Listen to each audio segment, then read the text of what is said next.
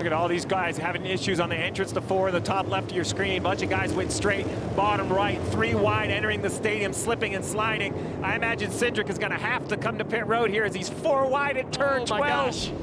You talk about putting 20 pounds of potatoes in a 10-pound bag. We are squeezing them through the stadium. Do they dare risk another lap? Or does the 17 and the 2 come to pit road? No, they stay on the racetrack. They're committed to this strategy. 2 seconds behind race leader Ty Gibbs. And there goes Kyle Busch.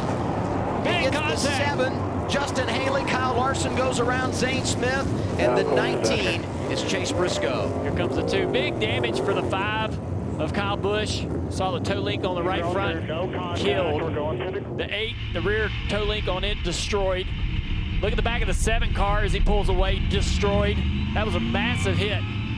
Kyle Busch just lost all traction as the rear brakes locked up on the entry to that corner.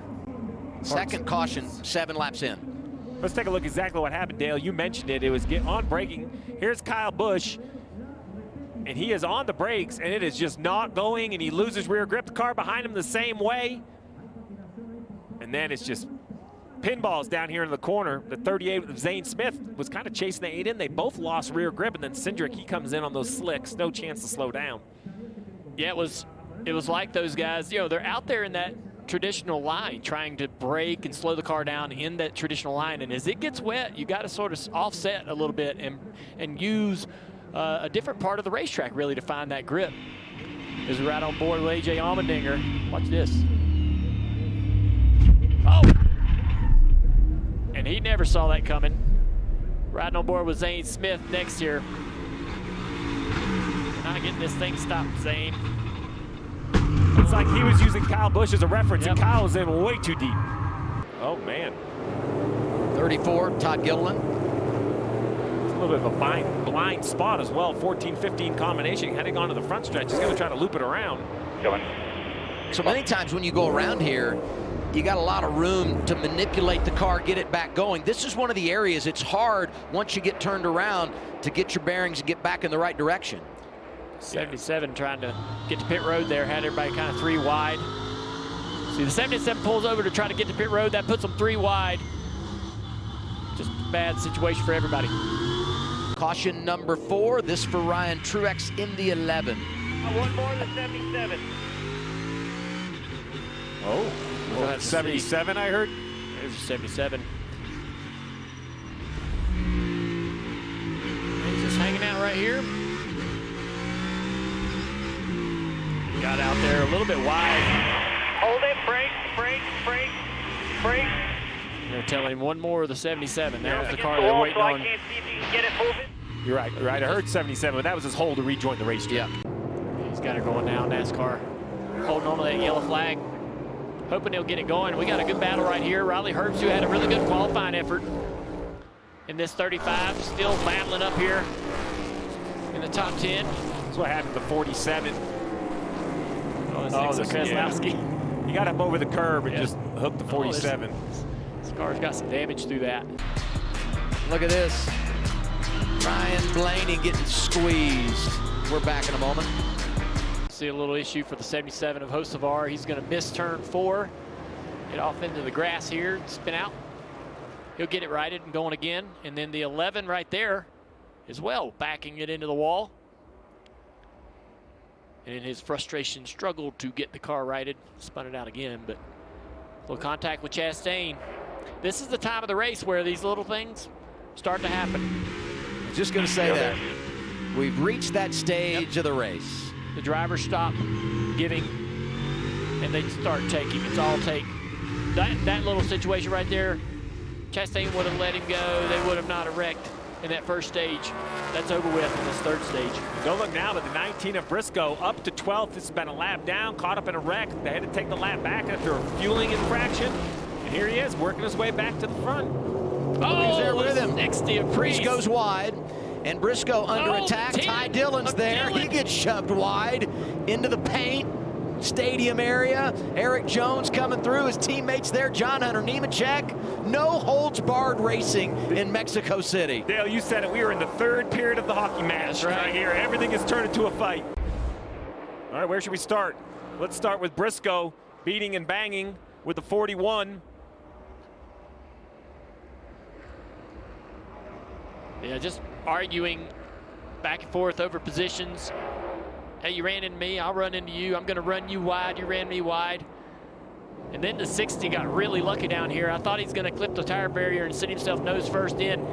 Gets away, very lucky right there without much issue. Then the 10 gets ran wide here. Ty Dillon has been kind of climbing through this pack, right? These are hard positions to get. But right here, the 19's going to ship him and cost him a few. That's really frustrating if you're Ty Dillon. You just passed a handful of these cars, and now you got to try to work back by them. Well, Chase just says thank you. Chase is going to take the free spot. Well, but they're all racing from 11th on back here, and now Ty Dillon, as you said, back to 18th. Here's the 43 trying Eric to look Jones to the inside. Briscoe's going to try to shut him off there. There might be contact. Yes. Oh, and he's almost into the grass. Jones and paid here the comes price. Blaney. That's exactly what Jones didn't want. Blaney's there now. Does Blaney remember? Is he going to cut him a break? Is he calm down? Byron gets by, and now they're nose to tail. 43, Eric Jones. 12, Ryan Blaney. To keep the 19 from going to the inside.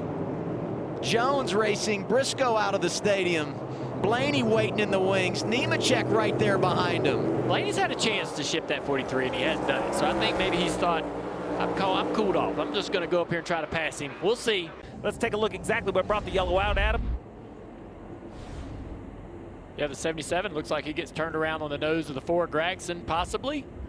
And then the car stalls. He sat there for multiple seconds trying to get that car refired. NASCAR had no choice. That's a blind corner. And they gave it more time than even almost I was comfortable with. He sat there for very quite some generous time. as they held it. Take a look at some of the wildness on this restart down into turn 1. Look at this mess. Some brake lockup from someone in the middle. A lot of bumper tag. And the 11 trying to spin himself out. They're not going to let him. No, you got to keep going.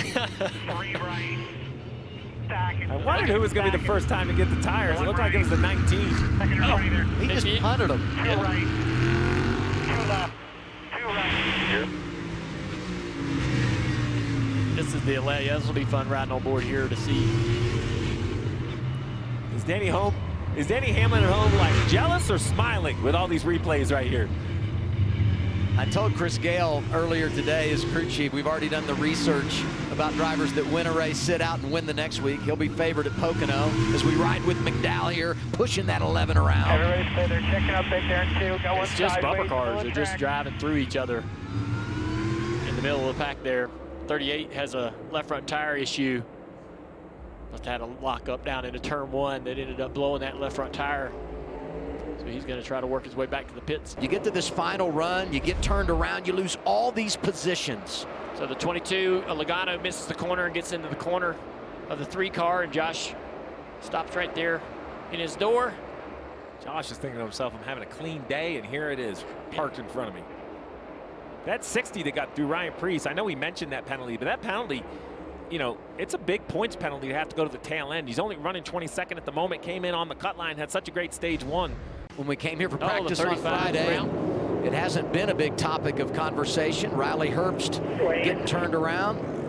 It's tough too. Oh my goodness. That's what I was afraid of. There's really no way to tell what's going to happen there in the 77. Oh, not those two. Yeah. Look who Not it is. those two again. It's Ricky Stenhouse Jr. So this is a 24 Byron. Oh, Byron just turns him around. Herbst was 13th. Yeah, that was a good run for Herbst. Good qualifying run, good race today.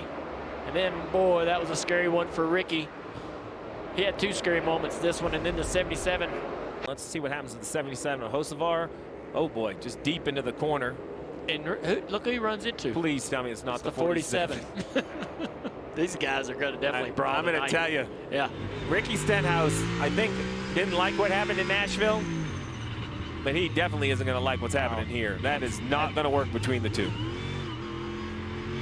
That's going to definitely have some implications post-race. Stenhouse, Implications. I like how you say that. Stenhouse went up to Philadelphia this week to do some promotional work for the race at Dover that's coming up next month. And he was over near the statue, the Rocky statue. And it made me think about what we just saw and maybe a payoff down the road. We saw Ricky Stenhouse and Hocevar getting in it today. Let's see what happens here post-race. Ricky upset.